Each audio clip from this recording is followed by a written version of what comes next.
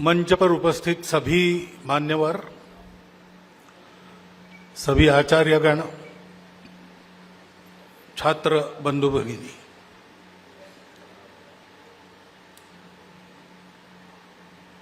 मैं पहले आपका धन्यवाद करता हूं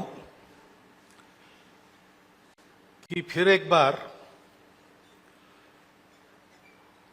यद्यपि मैं इसी कॉलेज में पढ़ा हूं, पशु चिकित्सा के क्षेत्र के बाहर आकर मुझे 50 साल हुए,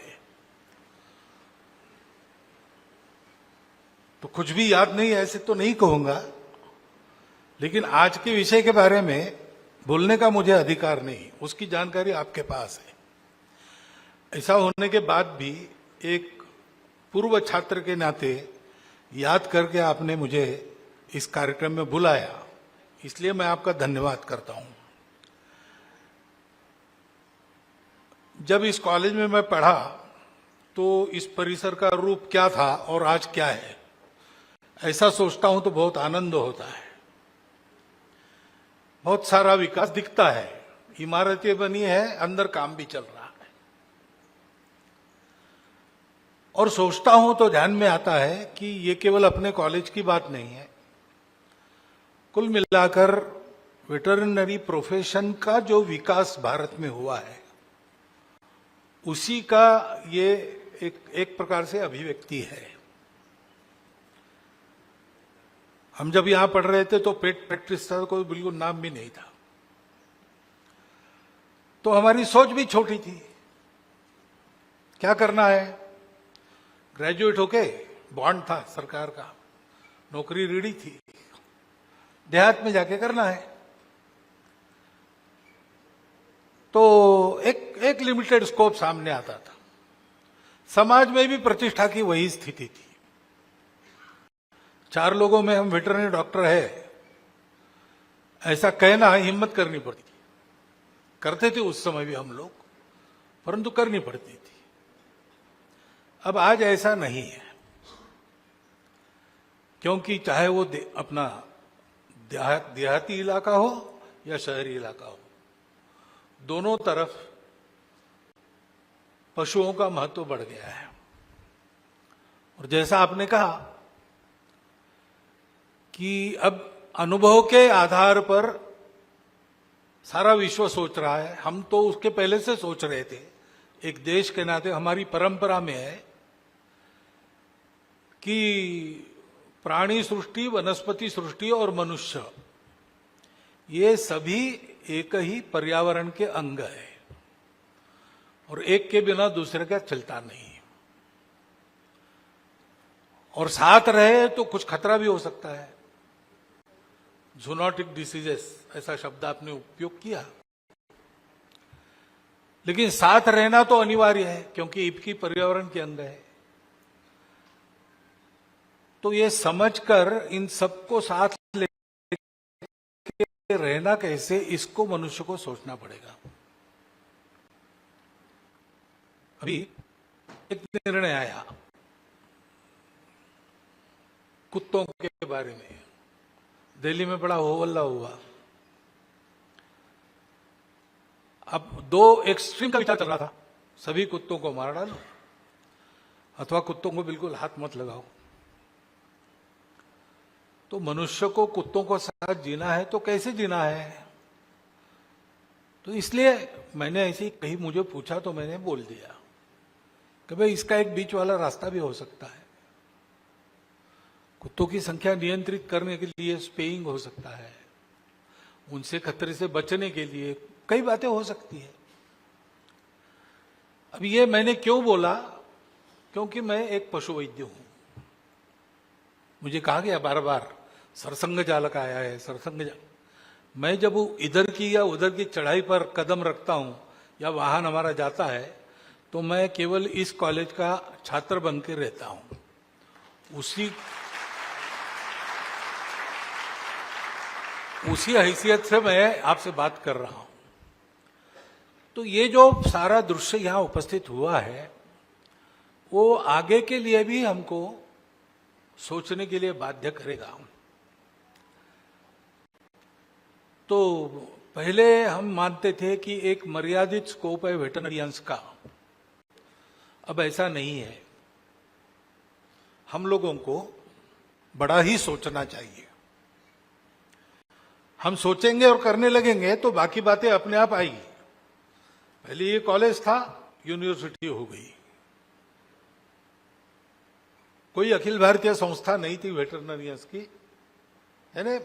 थी लेकिन बहुत मर्यादित थी। वो आज भारत व्यापी हो गई। कई बातें, बजट बढ़ गया, आदि आदि हो रही है। वैसे ही एक अलग वेटरनरी काउंसिल वो भी होगा, वो होना चाहिए, ये अनिवार्य है। इस मत का मैं हूं, क्योंकि जिसका बंदर वही नचाए। तो पशुओं के बारे में विचार करना है तो पशु चिकित्सक ही चाहिए, पशु शास्त्रज्ञ ही चाहिए। उसका सहयोग सब तरफ हो सकता है, लेकिन पशुओं का स्पेसिफिक विचार करना है तो उसमें जिनकी जानकारी है उनके हाथ में बागडोर चाहिए। जैसे क्रीड़ा क्षेत्र में कुछ करना है तो खिलाड़ी लोग सोचे, दे नो द रोप्स। और इसलिए ऐसा कौन सी होना चाहिए, इसके बारे में मेरा मत पूर्ण अनुकूल है। केवल मैं पशु चिकित्सक हूं इसलिए नहीं, मैं देख रहा हूं कि जहां जो जानकार है उनके हाथ में है, वहां वो क्षेत्र आगे बढ़ता है। तो ये सारी बातें आएगी, आना अनिवार्य है, समय की वो मांग है। लेकिन ये आना सबको अनिवार्य लगे ऐसा कर्तृत्व हमको दिखाना है, और हम दिखा रहे हैं। मैं केवल याद करा रहा हूं, कोई कमी नहीं बता रहा हूं। केवल मेरी प्रार्थना इतनी है कि अब वेटरनरियंस ने अपनी भूमिका के बारे में एक बड़ा पिक्चर मन में रखना चाहिए। हम केवल जानवरों की ट्रीटमेंट करते नहीं, केवल जानवरों को जानते नहीं। मैं 50 साल से क्षेत्र से बाहर हूं, मेरा कंट्रीब्यूशन वैसे कुछ नहीं है। बस एक है, वो हो गया, मैंने किया नहीं है। बहुत लोग सोचने लगे कि जानवरों का डॉक्टर मनुष्यों में भी काम कर सकता है। तो अब समाज की भी सोच धीरे धीरे बदलेगी। हमको सोचना चाहिए कि हम केवल पशु वैद्य नहीं है, हम इस देश के आर्थिक प्रगति के एक बड़े आधार है। कृषि प्रधान देश की कृषि फायदे में तब तक थी जब तक अनेक प्रकार की फसल, पशुपालन, मछली पालन सहित किसान खेती करता था। और फिर से लाने की आवश्यकता पड़ेगी। आज के किसानों की स्थिति में ये कैसे लाना, इसका विचार करना पड़ेगा। और पशुपालन उसका एक अविभाज्य अंग होने के नाते हमको भी सोचना पड़ेगा। तो हम केवल जानवरों की चिकित्सा करने वाले लोग नहीं है, देश की प्रगति में हाथ लगाने वाले हैं। और केवल उतने नहीं है, क्योंकि हम भारत के पशु चिकित्सक हैं। तो दुनिया में जो 4 बड़ी समस्याएं हैं उसमें एक है पर्यावरण।